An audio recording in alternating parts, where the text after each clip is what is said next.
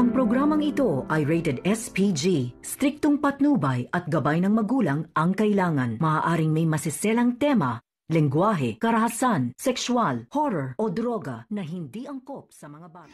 Dumating na si Dr. RJ Tanyag, Giselle at saka si Annalyn doon sa opisina ng abogado ni Don Pepe. Dito na nga sinabi ni Annalyn na bakit nandun pa siya at hindi naman siya karapat-dapat na andun. Sinabi ni Dr. RJ Tanyag sa kanya na anak pa rin kita kahit na anong mangyari, at sabi ni Dr. RJ na talagang mahal ka ni Lolo Pepe mo. Dito na nga ay talagang natahimik itong si Annalyn nang dumating itong si Moira. Sinabi niya dito na bakit andun si Annalyn at hindi naman ito talagang mabibigyan ng mana dahil sa anak lang ito sa labas. Pero pinagsabihan siya ni Dr. RJ Tanyag na anak ko pa rin yan at wala ka nang magagawa dahil may karapatan siya dahil apo pa rin siya ni Don Pepe. Dito na nga ikinagulat niya na nagkasagutan sila ni Gisela. Talagang tinutulak niya dito o talagang inaasar niya si Giselle sa lahat ng mga nangyayari dito kay Giselle ngayon na dumating ang kanyang anak, pero hindi nga nagpapatinag itong si Giselle at talagang hindi siya nagpapatalo dito kay Moira kung saan pinaupo na ni Dr. RJ Tanyag itong si Moira.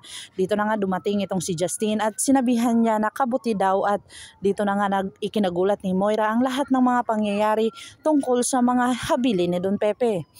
Napagkalaman ni Moira na wala pala at kinansel ni Don Pepe itong mana sa kanyang anak, kung saan talagang ikinagulat din ito ni Giselle dahil ano ang nangyari at ano ang dahilan ni Don Pepe. Dito na nga kaya malalaman ni Giselle ang buong katotohanan na ang dahilan ay talagang hindi tunay na tanyag itong si Zoe, kaya agad-agad niya itong pinabago o kaya talagang porsigido itong si Moira na itago ang kanilang sikreto para makuha nila ang karapat-dapat kay Zoe. Dito na nga si Annalyn ay pumunta sa Epix Medical Center upang ito ay makita ang kanyang mga kaibigan. Dito na nga ay talagang nagsaya sila dahil ibinalik na ni Giselle itong dalawang kaibigan niyang si Nurse Karen at saka si Nurse Evan na tinanggal ni Moira.